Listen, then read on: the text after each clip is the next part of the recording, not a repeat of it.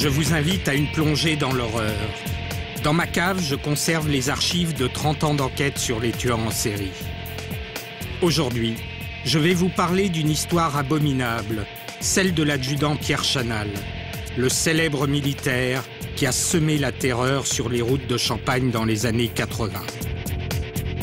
Entre 1980 et 1987, 8 jeunes gens disparaissent à proximité du camp militaire de Mourmelon.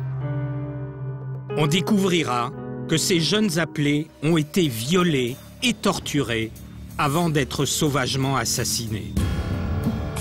Et le suspect principal, c'est Pierre Chanal. De ma longue expérience des tueurs en série, je sais que la route facilite les crimes les plus sordides. Pour vous le prouver, je vais vous emmener sur les traces d'un camionneur qui a récemment terrorisé l'Amérique, Bruce Mendenhall. Il a tué 6 jeunes femmes. Ce sont ces tueurs sur la route que je vous propose de découvrir.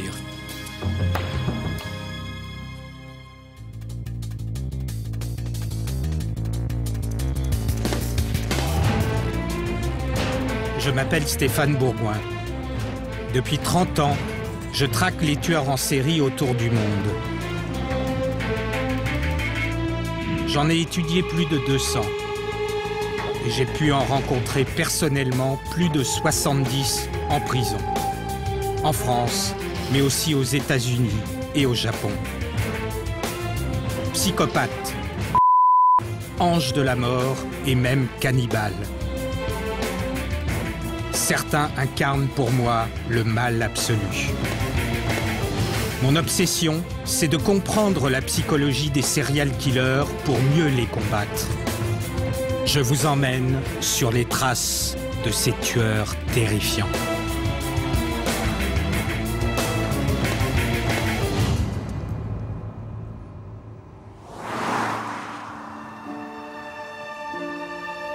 « 3 août 1988. Près de Chalon-sur-Saône.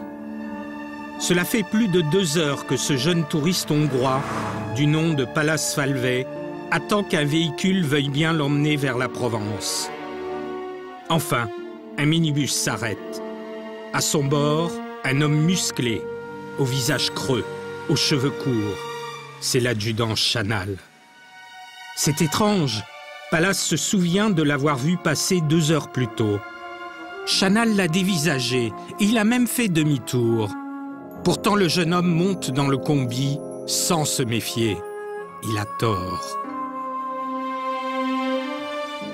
Car l'adjudant a une conduite étrange. Il fait mine de se perdre, s'arrête, fouille dans son coffre. Et soudain, il le ligote avec toutes sortes de sangles, de chaînes, de cordelettes, placées au cou, aux poignets, aux chevilles. Le jeune touriste va vivre un cauchemar, car l'adjudant le pendant près de 20 heures. Presque une journée entière de torture, mais le jeune Hongrois est toujours vivant. Le lendemain, en milieu d'après-midi, Chanal ordonne au jeune homme de se masturber pendant qu'il le filme, comme pour garder un dernier souvenir de sa victime. La suite de l'histoire, c'est le commandant Joël Vaillant, à Reims, qui me la raconte. Bonjour Joël. Bonjour, vous allez bien? Oui, merci. Je vous précède. Au moment des faits, cet officier de gendarmerie enquête sur une série de disparitions et de meurtres autour du camp militaire de Mourmelon. En cette fin d'après-midi de l'été 1988, une patrouille de gendarmes de Chalon-sur-Saône est intriguée par un minibus garé dans un champ. Ils sont approchés pour le contrôler. Le conducteur a démarré, ils l'ont arrêté, ils l'ont bloqué. Le chef Jeunet a fait le tour du combi et par l'interstice des rideaux fermés, il a vu une forme humaine sur une couverture. Il a demandé à ce qu'on ouvre la porte latérale et sous une couverture se trouvait un jeune Hongrois qui était enchaîné, qui une fois libéré va se mettre à genoux au pied du gendarme et qui va dire « He want to kill me », il veut me tuer. Palas Falvey est sauvé. Le jeune Hongrois sera la dernière victime de Pierre Chanal. l'auteur d'une des séries meurtrières les plus angoissantes que j'ai connues, l'affaire des disparus de Mourmelon. Sur le lieu où tout a commencé, 8 ans auparavant, Mourmelon, un immense camp militaire situé près de Reims. 13 000 hectares entièrement dévolus à l'entraînement de générations de soldats. C'est là que l'adjudant Chanal a été en poste pendant de nombreuses années. Et c'est là qu'au moins 8 jeunes hommes ont disparu dans les années 80.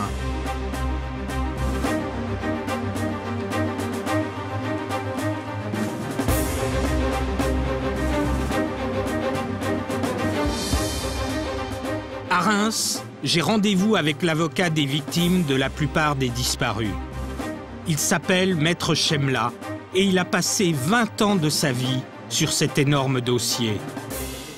Tout commence en 1980 avec l'aventure tragique de Patrick Dubois, 19 ans. Il vient tout juste d'être affecté au 4e régiment de dragons de Mourmelon.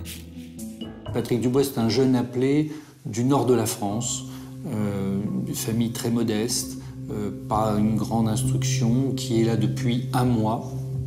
Il a un petit peu de mal. Il explique à ses parents dans une lettre qu'il a un adjudant qui est difficile. Enfin, c'est difficile pour lui. Cet adjudant, c'est Pierre Chanal, qui ne rate aucune occasion pour imposer des brimades aux jeunes soldats qui est sous ses ordres. Pour fuir cette ambiance de caserne plutôt déprimante, Patrick Dubois décide d'aller au cinéma. Que se passe-t-il ce jour-là? Aucun témoin ne l'a vu partir.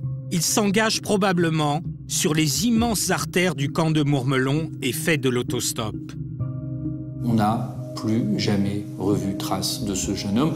Plus personne ne le reverra jamais, ni mort, ni vivant. Dans le nord de la France, les parents de Patrick s'inquiètent. Ils n'ont plus de nouvelles de leur fils. Ils se rendent aussitôt à Mourmelon. La famille de Patrick Dubois vient à la caserne pour demander des comptes. Ils ne sont pas reçus. On leur dit, votre fils il est majeur, ce sont des désertions, on n'a rien à vous dire. Mépris absolu. Et en 83, par la poste, ils reçoivent un petit colis, et dans le petit colis, il y a les affaires de leur fils. Rien d'autre. Pour l'armée, il ne s'agit que d'un déserteur. Il n'y a rien à entreprendre pour le retrouver. Et la police ne sera guère plus efficace. Les enquêtes qui sont confiées à l'époque au SRPJ de Reims ne vont aboutir qu'à essayer de démontrer que personne n'a disparu. Donc, travail policier absolument lamentable. Patrick Dubois, Serge Havet, Manuel Carvalho, Pascal Sergent, 4 disparitions en 1 an et demi. Et comme je l'ai souvent constaté chez les tueurs en série, il y a un scénario type. Un jeune appelé quitte la caserne à pied le vendredi soir pour une permission. Il fait de l'autostop, et puis plus rien. Il se volatilise, et l'armée ne bouge toujours pas. Par contre, les journalistes vont commencer à faire des liens entre les dossiers.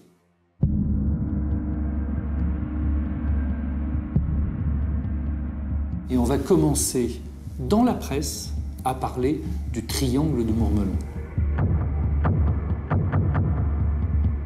Les disparus de Mourmelon, ça n'est pas une trouvaille policière, c'est une invention de journalistes. Le triangle maudit dont parle la presse s'étend entre Reims, Châlons-en-Champagne et Suippes. Il est centré sur le camp militaire de Mourmelon. Toujours aucune explication à ces disparitions. Mais l'affaire va rebondir en octobre 1982. Un chasseur est intrigué par une odeur abominable qui vient d'un fourré. Il s'approche et découvre le corps d'un jeune homme, Olivier Donneur, disparu 1 mois plus tôt de la caserne de Mourmelon.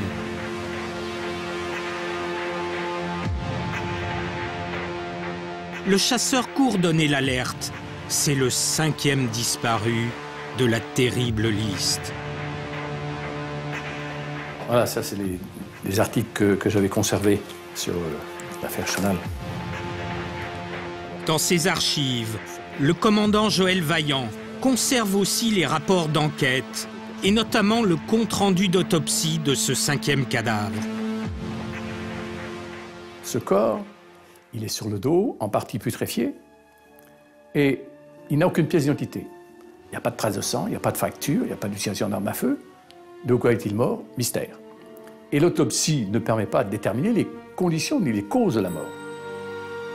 Des investigations sont menées, bien entendu, dans le milieu militaire, et l'enquête n'aboutit à rien. Les gendarmes interrogent les appelés du 4e régiment de dragons de Mourmelon, car 3 des 5 disparus viennent de cette unité. Et ce que j'apprends est à peine croyable.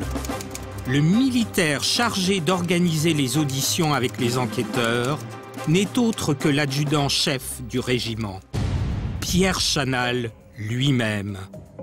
Et à la fin de chaque audition, Chanal prend à part les jeunes militaires et les questionne. Il veut savoir ce qu'ils ont raconté aux gendarmes. Comme beaucoup de tueurs en série que j'ai rencontrés, Pierre Chanal sait parfaitement cacher son jeu. C'était un homme qui fonctionnait sur un clivage, sur une double personnalité. Le militaire parfait, l'homme qui rassurait ceux qui sautaient en parachute avec lui.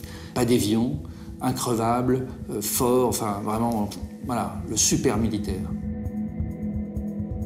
Sa vie, c'était l'armée. Il était très bien noté.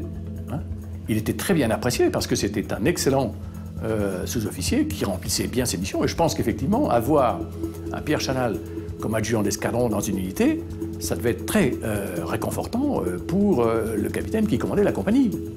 Il avait un tempérament de guerrier parce qu'il ne faut pas oublier qu'il a fait des stages commando et qu'il a terminé major d'un stage commando. Chanal reçoit même 4 décorations. Ça, c'était une facette de Chanal. Et puis, à côté de ça, vous aviez la face cachée, qui était la face sombre de l'individu. De mes 30 années de traque de tueurs en série, j'ai appris qu'ils possèdent quasiment tous une double personnalité et qu'ils savent parfaitement se camoufler.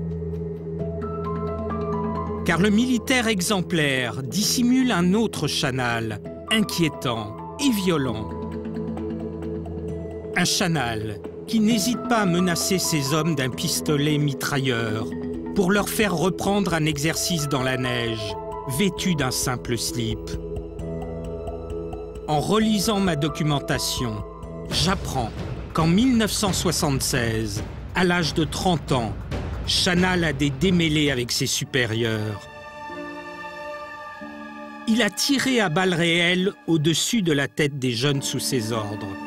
Ça lui vaut d'être rétrogradé et muté au camp de Mourmelon. Dans la tête du militaire, tout s'effondre. Il se venge sur les appelés, qu'il frappe et humilie. J'ai souvent constaté chez les tueurs en série ce sentiment de frustration, l'impression de ne pas être reconnu à sa juste valeur.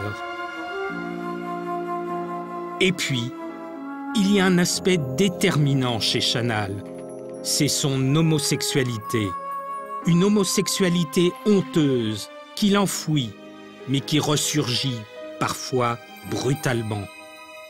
Il arrive à l'adjudant de surprendre ses hommes sous la douche. Parfois même, il les photographie nus en cachette. À certains, il fait des avances sexuelles.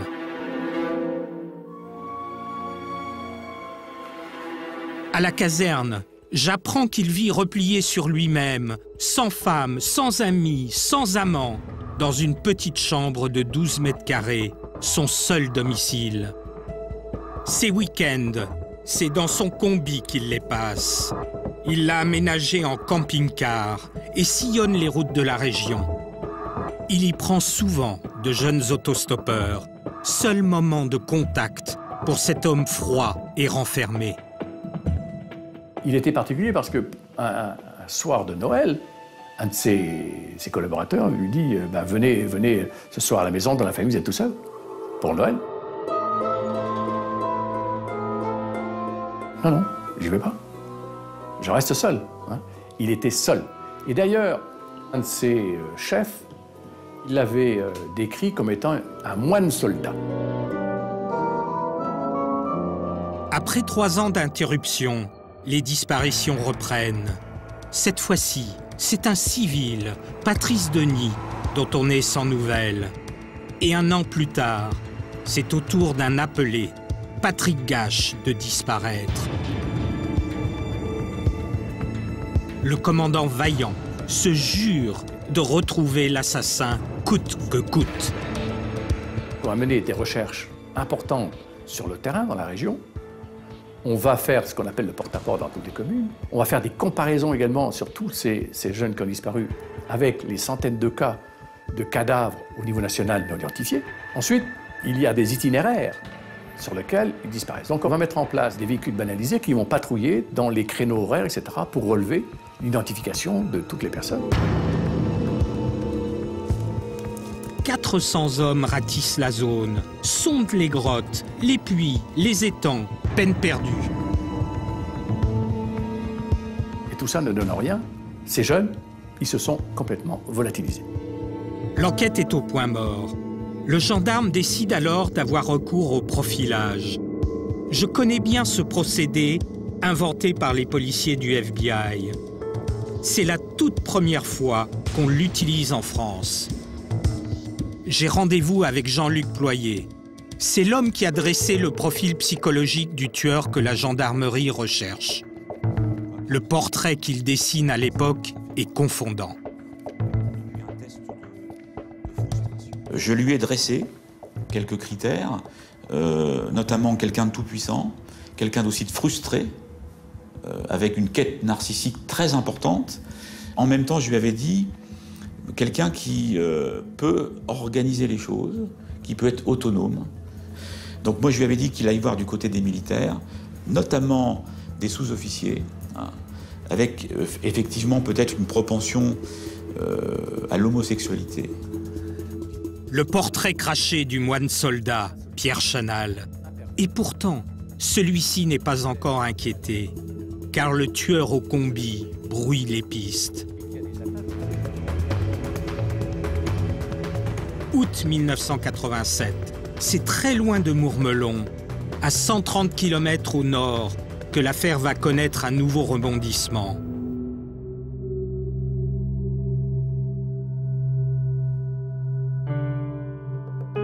Un agriculteur qui inspecte ses terres est intrigué par des herbes couchées. Il s'avance et voit de la terre fraîchement retournée. Il gratte et découvre une main, puis des cheveux.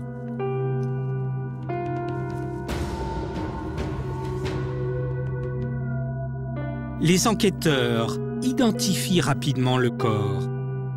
Il s'agit de Trevor O'Keefe, un jeune Irlandais en vacances dans l'est de la France, qui revenait en stop vers son pays. Le jeune Trevor a été enterré très loin du triangle de Mourmelon. Mais qui l'a tué? De ma longue expérience des tueurs en série, je sais que les criminels de la route sont les plus difficiles à arrêter. Ils savent mettre à profit les distances pour entraver le travail des enquêteurs.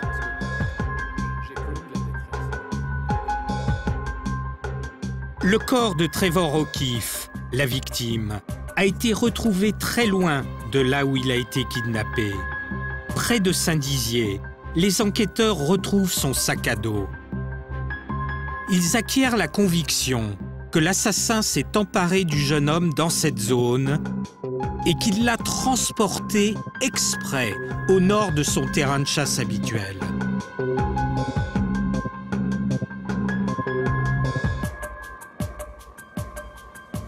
On se dit, notre tueur, il a élargi sa zone d'action et il a élargi les cibles, ses proies. Mais pour la première fois, le corps du jeune Irlandais livre des indices. D'abord sur la manière de donner la mort, avec un lien très fin qui sectionne la gorge sans aucune trace de lutte. on voit un sillon autour du cou. Manifestement, il a été étranglé. Et à partir de ce moment-là, on a, nous, la conviction, c'est que notre pervers sexuel, c'était quelqu'un qui maîtrisait les techniques commando. Les enquêteurs s'intéressent aussi aux traces laissées par la pelle qui a permis d'enterrer le corps. 16 cm de large. Cela peut correspondre au modèle de pelle pliable qu'on utilise dans l'armée. La piste du militaire se confirme. Mais pour identifier Chanal, il faudra aux enquêteurs un coup de pouce du destin. Et un autre drame, le viol, 1 an plus tard, du jeune autostoppeur hongrois Palas Falvez, dont je vous ai parlé au début. Là encore, le tueur s'est éloigné de son terrain de chasse habituel, car nous sommes à 300 km au sud de Mourmelon. C'est par hasard, lors d'un banal contrôle, que les gendarmes arrêtent Chanal. Son combi garé dans un champ a attiré leur attention. Ce qu'ils vont découvrir à l'intérieur du véhicule, c'est la parfaite panoplie du tueur sadique. Ce qui est intéressant, c'est que quand on fait une perquisition dans son combi, il a tout son petit matériel. Il a des goûts de miché, il a de la vaseline, il a des courroies, et il a des liens. Et notamment un lien qui nous intéresse, c'est que lequel il avait enchaîné Falvey, le Hongrois, c'est une petite cordelette reliée à chaque extrémité par des chaînes. Et la chaîne, quand on regarde bien les chaînes, c'est pour permettre une meilleure préhension, et vous donnez plus de force lorsque vous voulez étrangler quelqu'un. Une arme qui fait tout de suite penser à celle utilisée pour tuer le jeune touriste irlandais 1 an plus tôt. Et surtout, il y a une incroyable collection de slips d'hommes, une quinzaine, tous de tailles différentes. Et quand les gendarmes perquisitionnent dans la chambre de l'adjudant, ils en trouvent 15 autres. Certains sont lacérés. Je connais cette habitude des tueurs de garder des trophées en souvenir de leurs victimes. Ça leur permet de revivre leurs crimes en attendant le prochain. Le profil du meurtrier sadique se précise, car les gendarmes saisissent aussi 300 diapositives d'hommes nus. Rappelez-vous, je vous ai raconté que Chanal aimait bien surprendre les appelés sous la douche. Il y a aussi des cassettes vidéo.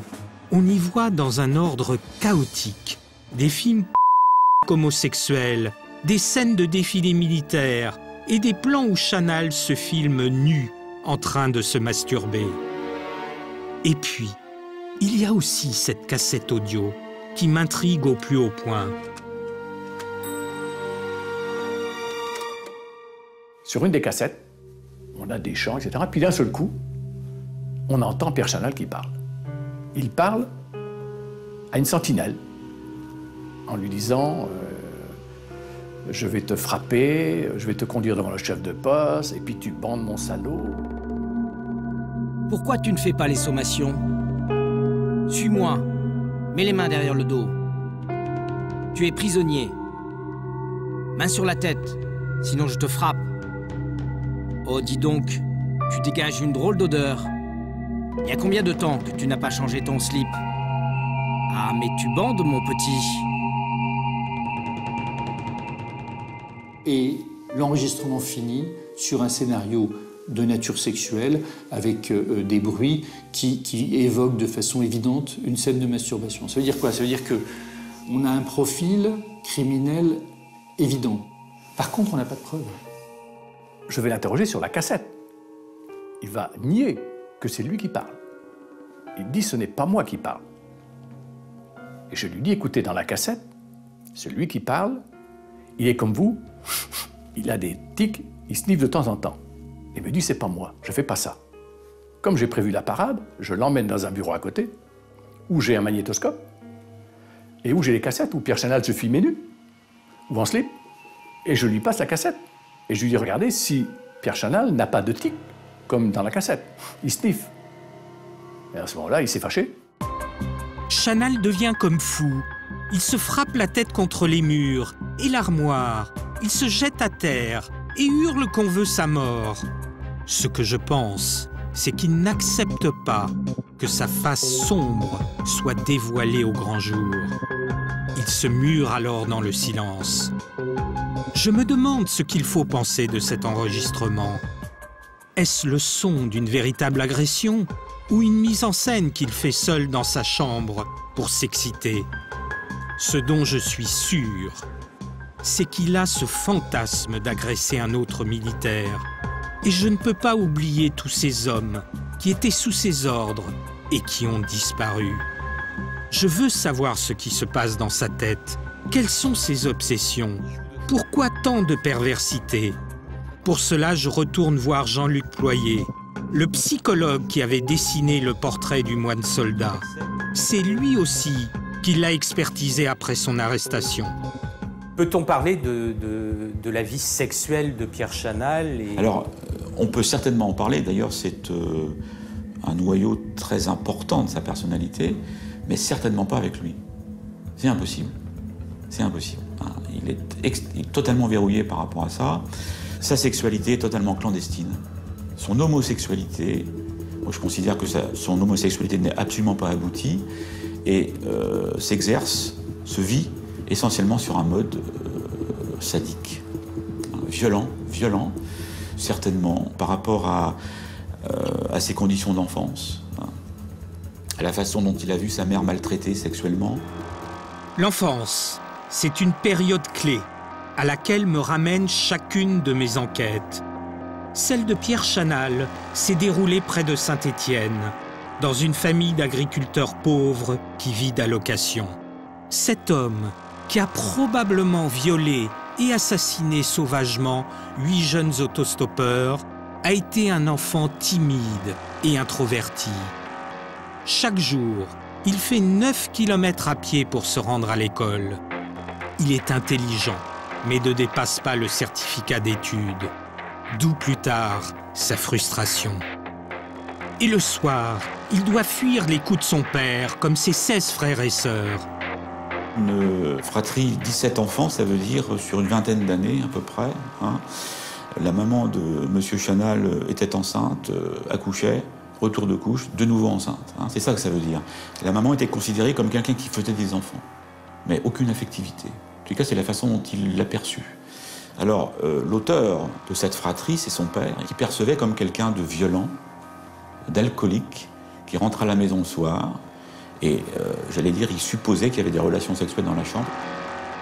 Le jeune Chanal est le témoin de la sexualité de ses parents, qu'il entend gémir à travers la porte. Et puis, un père sadique. Un père sadique. Monsieur Chanal m'a raconté qu'il dormait de temps en temps dans l'escalier comme un chien. Quand on parle avec M. Chanal de ses premières expériences affectives, il n'y en a pas. Il a totalement évacué sa famille, de nombreuses années, puisque en fait, très vite, il dit que sa famille, c'est l'armée. En 1976, Chanal a 30 ans quand son père meurt. Il ne vient pas à son enterrement et cesse tout contact avec sa famille. C'est aussi l'année où il se fait rétrograder et muter au camp militaire de Mourmelon, seul face à ses obsessions.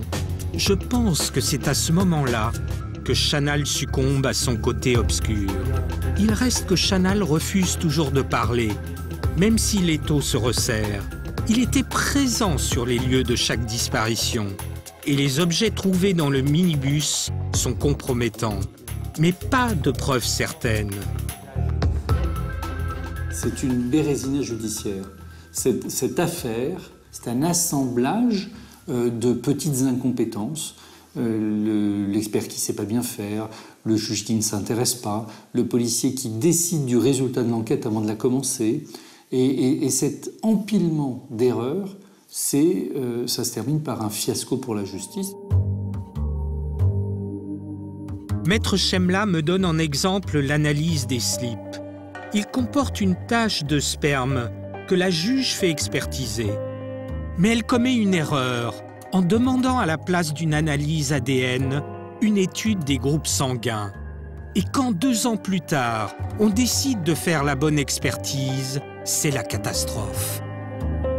Malheureusement, quand on rapporte le slip qui était tachée. À la place de la tache, il y a un trou. C'est-à-dire que pour faire l'expertise du sperme, on a découpé la tache et elle a disparu. Donc le jour où on fait l'expertise qui sert à quelque chose, il n'y a plus d'expertise possible puisqu'on a fait une expertise destructrice. L'instruction piétine. Chanal fait 7 ans de prison pour le viol du jeune Hongrois. Mais en 1995, il est libéré et le voilà dans la nature sans qu'aucune charge ne soit retenue contre lui. C'est finalement l'analyse ADN des cheveux retrouvés dans le combi qui sera déterminante. Après bien des péripéties, d'expertise et de contre-expertise, on identifie l'ADN des 3 dernières victimes. Patrice Denis, Patrick Gache et Trevor O'Keefe. Octobre 2003, Chanal va enfin comparaître devant la cour d'assises de Reims. Après 15 années d'instruction et 23 ans après la première disparition. Je sais combien ce moment est important pour les familles des disparus. Torturées par l'absence, elles vont enfin savoir ce qui est arrivé à leurs proches. Mais Chanal a prévenu. Si on me juge, je me suicide. En grève de la faim, il refuse de comparaître. En réalité, Pierre Chanal avait décidé de conserver la maîtrise des choses. Qu'est-ce qu'il a fait? Après la ronde, il se place des garrots sur les mollets et sur les bras. Les garrots, il les fait avec l'élastique de son jogging. Il a avec lui 2 lames de rasoir, il en prend une. Il se coupe à 2 reprises une artère sur une toute petite plaie et il va mourir sur son lit sous les yeux de 3 policiers qui sont de l'autre côté de la porte vitrée et qui, dans la pénombre, ne se rendent compte de ce qu'il se passe qu'au moment où il est en train d'agoniser.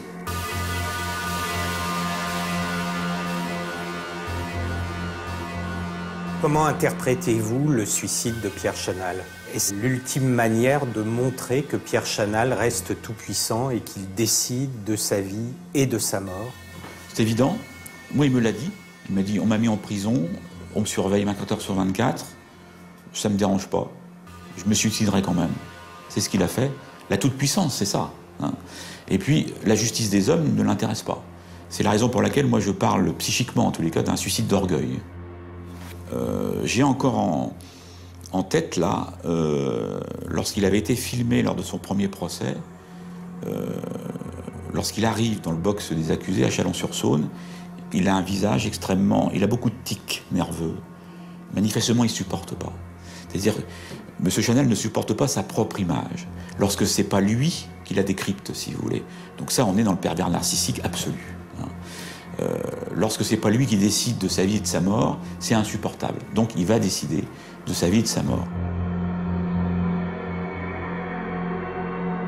C'était un homme qui fonctionnait sur un clivage, sur une double personnalité. Et ben, il y en a un qui a tué l'autre. Il ne fallait pas que la face cachée puisse apparaître au grand jour. Pour enfouir à jamais sa part d'ombre, Chanal s'est suicidé la veille de la diffusion au tribunal de la cassette audio où il fantasmait sur un appelé. Une fois de plus, il est resté maître du jeu. Pour la justice, Pierre Chanal est à jamais présumé innocent. Dans ma carrière, un autre tueur sur la route m'a particulièrement marqué. Il s'agit d'un camionneur, Bruce Mendenhall. Pendant des années, ce routier a sillonné les États-Unis, embarquant au bord des autoroutes et autostoppeuses pour les violer et les assassiner sauvagement. Je vous emmène aux États-Unis, sur les traces de ce tueur itinérant qui a fait des dizaines de victimes à travers tout le pays au début des années 2000. Nashville, Tennessee, la ville du rock'n'roll, mais aussi le théâtre d'un crime atroce.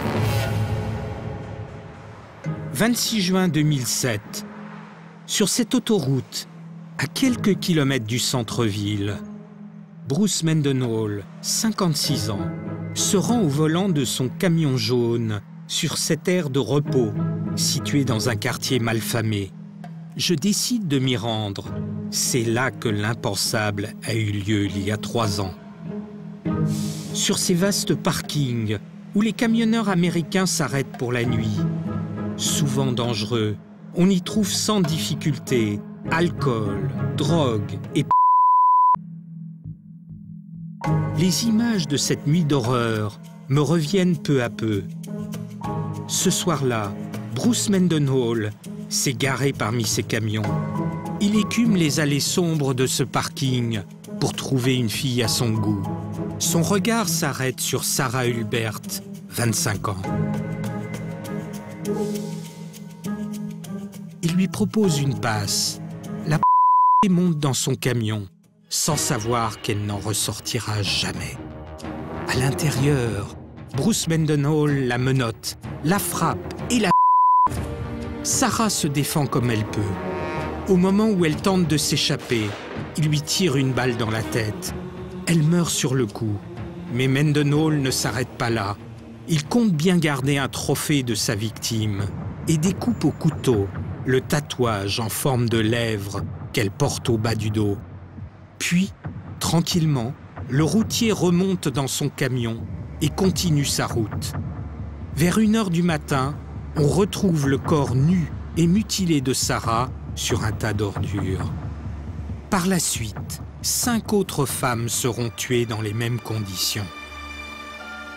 Mais qui est ce monstre, capable de martyriser une de la tuer de sang-froid et de reprendre la route comme si de rien n'était? Je décide d'en savoir plus sur la prostituée assassinée par Bruce Mendenhall. Car d'expérience, je sais qu'on apprend beaucoup sur un tueur en série à travers le profil de ses victimes. Qui est cette jeune femme? Comment s'est-elle retrouvée prise au piège dans le camion du tueur? Loin des gratte-ciel du centre-ville, je me rends dans l'une des banlieues les plus pauvres de Nashville. C'est cette modeste maison que Sarah partageait avec ses proches.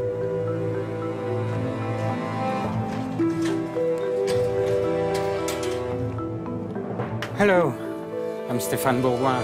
Sa tante et sa grand-mère ont accepté d'ouvrir pour moi l'album de famille. Oh, this is Sarah. Oui, c'est Sarah, avec ses 2 enfants, juste avant sa mort. Ah. Elle avait l'air tellement heureuse avec ses 2 bébés. C'est tout ce que je peux dire. C'est une photo de rêve. C'est une image du paradis avec ses 2 bébés. Car avant de se... Sarah était une maman épanouie. Elle s'est pour la drogue, pour payer sa drogue. C'est comme ça qu'elle s'est retrouvée sur ce parking, au mauvais endroit, au mauvais moment. La famille me confie aussi un élément clé. En raison de ses activités, Sarah disparaissait pendant des jours, voire des semaines, sans donner de nouvelles et sans que sa famille ne s'en inquiète. Bruce Mendenhall a donc choisi une proie facile, une jeune désorientée et droguée, coupée du monde. À Paris, j'ai rencontré un criminologue juste avant mon départ. Bonjour Jean-Pierre. Bonjour Stéphane, ça va? Oui, très bien. Bon, venez, on a plein de choses à voir. Jean-Pierre Bouchard est un spécialiste des tueurs en série. Il a une théorie sur le choix systématique des par les tueurs de la route.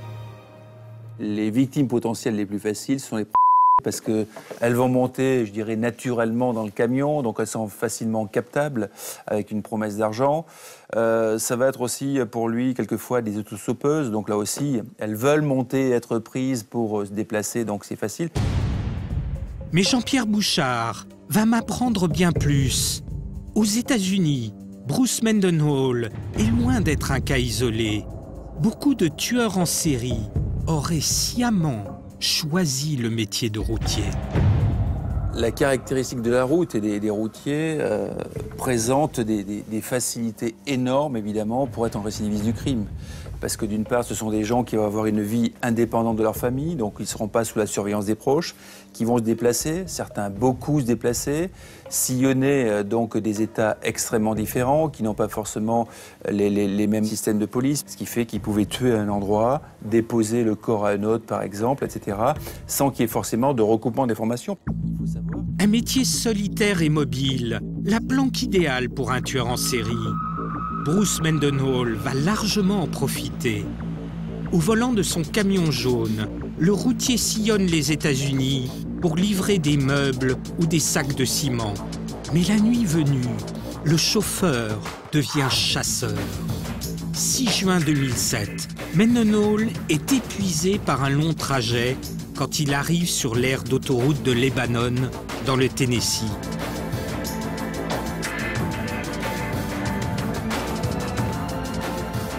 Il repère une Samantha Winters, 48 ans.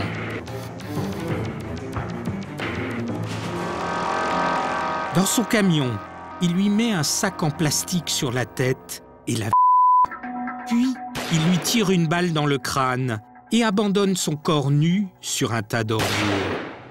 Un mode opératoire identique et répétitif. Je reconnais là un trait caractéristique des tueurs en série. D'autant que le scénario va se reproduire encore et encore, au moins 3 fois en à peine un mois.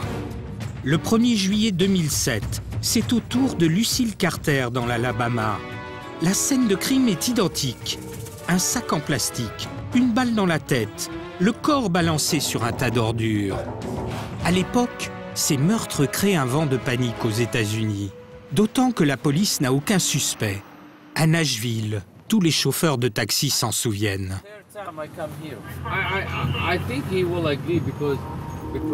So you heard about the Mendenhall case? Yes, the streets were empty from. Il n'y avait plus aucune dans les rues.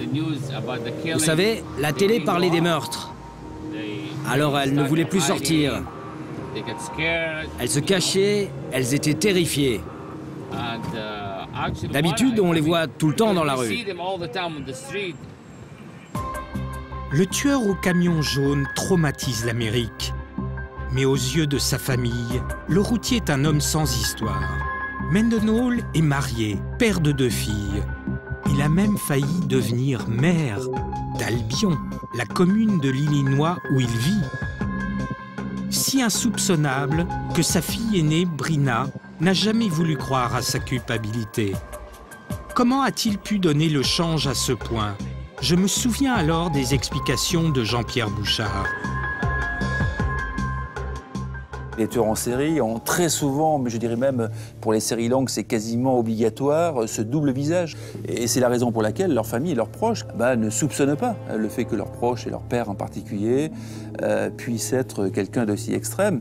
Et c'est la raison pour laquelle sa fille n'a vu qu'une partie du personnage. Le père de famille qui se comporte bien en famille, qui est sûrement un père relativement normal quand il descend de son camion pour aller dans sa maison familiale. Et donc, elle ne connaît pas l'autre personnage, comme la plupart des gens. Et c'est aussi le cas des futures victimes. Hein. Elles font confiance en la personne parce qu'il ne paraît pas dangereux. Toujours en fuite, invisible au volant de son camion, il se fond dans la masse des milliers de véhicules s'arrêtant sur les parkings d'autoroute. Mendenhall ne craint rien. Il se sent à l'abri de la police. Un homme, pourtant, va réussir à remarquer les allées et venues suspectes du camion jaune. Sir. Pat Postiglione. Yes, sir. Nice to meet you. Stéphane Beauvoir. How are you? Nice to meet you. Cet homme, c'est Pat Postiglione, sergent à la police de Nashville. J'ai le privilège de voir avec lui des images exceptionnelles, celles qui l'ont mise sur la piste du tueur. On a regardé toutes les vidéos de télésurveillance de l'aire d'autoroute, mais aussi celles des caméras de sécurité situées à l'extérieur du parking. C'est comme ça qu'on est parvenu à isoler un véhicule, un camion jaune. On a remarqué que ce camion avait fait des allées et venues étranges, exactement dans la tranche horaire où Sarah a été assassinée. Voilà comment on a pu identifier un suspect potentiel. Mais sur ces parkings, des milliers de camions vont et viennent 24 heures sur 24. C'est très dur de suivre leurs traces. Coup de chance incroyable, le 12 juillet 2007, 2 semaines seulement après le meurtre de Sarah à Nashville, le sergent croise la route du camion jaune, alors recherché par toutes les polices des États-Unis. Sûr de sa toute-puissance, le routier a été assez inconscient pour revenir sur les lieux du crime. Pat Postiglione le prend en filature et l'interpelle. Il m'a ouvert la porte, sa chemise était ouverte et il était pieds nus pour me faire croire que je l'avais réveillé. De toute évidence, il n'avait pas remarqué que je l'avais suivi jusqu'au parking. J'ai remarqué tout de suite des taches de sang sur la portière, mais aussi sur ses ongles. Il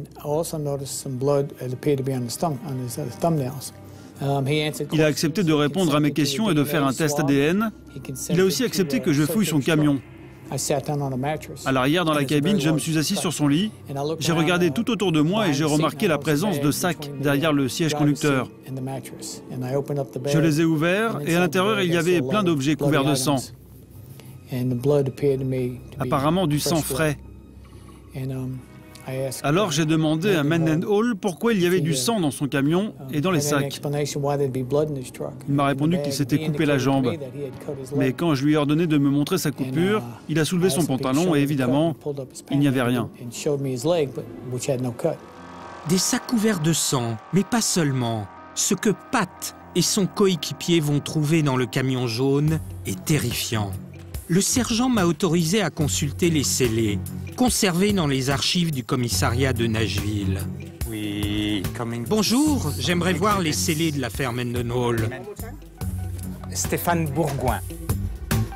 Dans ce carton, tous les éléments trouvés dans le camion de Bruce Mendenhall.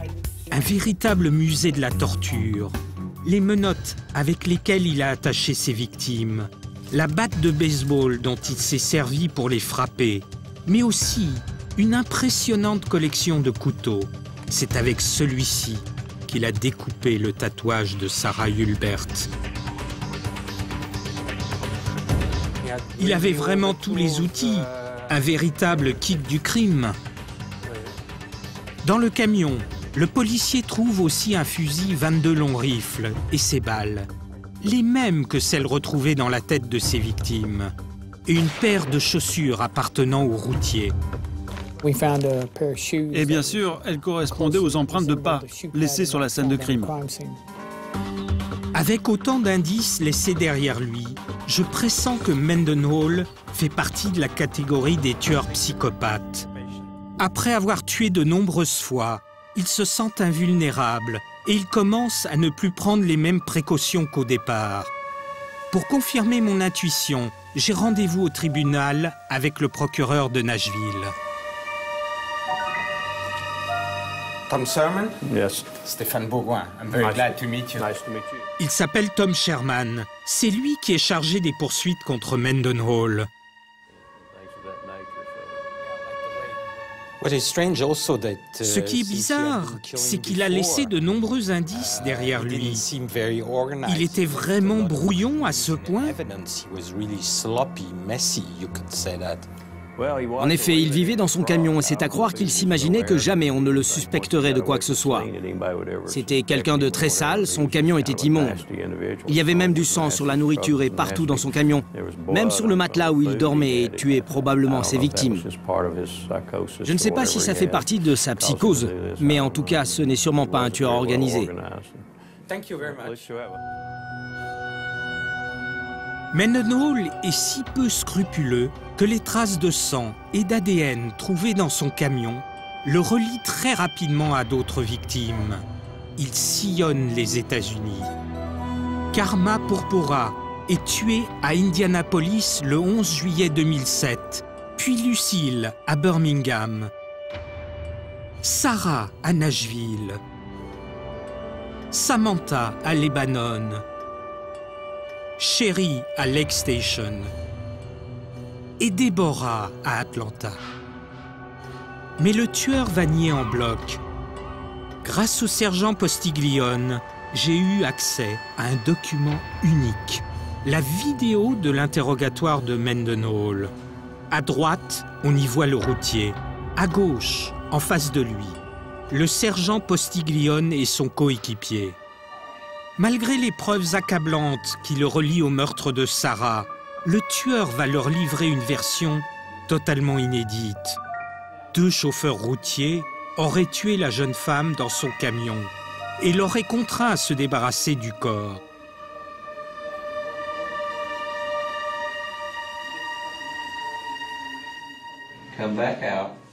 J'étais sur le parking pour me chercher à manger. En revenant à mon camion, il y avait un corps à l'arrière. Alors je leur ai dit, « Les gars, mais qu'est-ce que vous avez fait ?» Ils m'ont répondu, « C'est ton problème maintenant, pas le nôtre. » Et qu'avez-vous fait? Eh bien, j'ai nettoyé leur bêtise. Elle était nue, il y avait des vêtements et du sang partout. Elle avait un sac sur la tête. Le serial killer est persuadé qu'il va s'en sortir en accusant à sa place 2 autres routiers. Car il a échafaudé un plan incroyable pour déjouer les enquêteurs. 2009. Alors qu'il attend son procès en prison, on le voit sur ces images négocier avec un co-détenu qui va bientôt être libéré. Mais ce que Mendenhall ne sait pas, c'est que son compagnon de cellule l'a dénoncé à la police.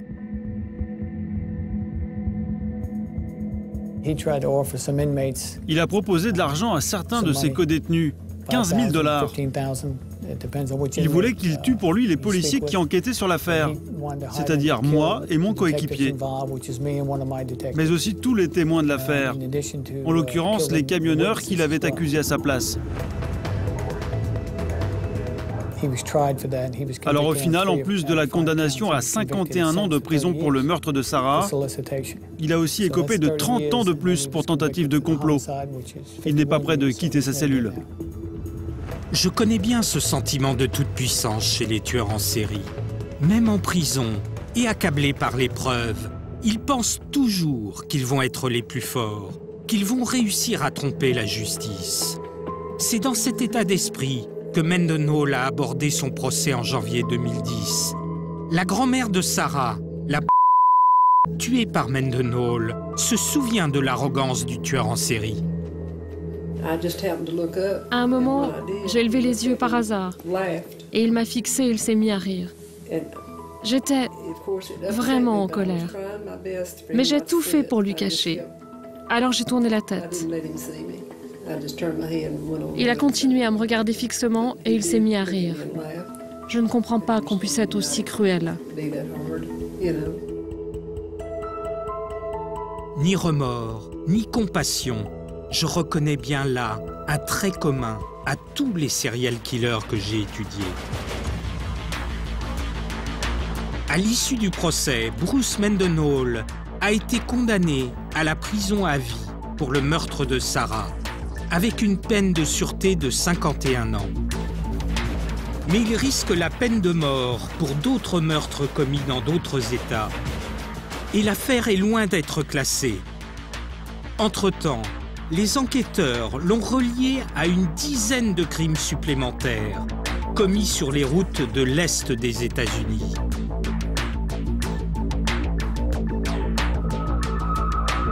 Pour Bruce Mendenhall, comme pour Pierre Chanal, on ne connaîtra sans doute jamais le nombre exact de leurs victimes, car ces tueurs sur la route ont su brouiller les pistes au cours de leur épopée sanglante. Une chose est sûre, je resterai longtemps marqué par l'image glaçante de ces tueurs solitaires qui, au hasard de la route, ont semé la mort et la terreur.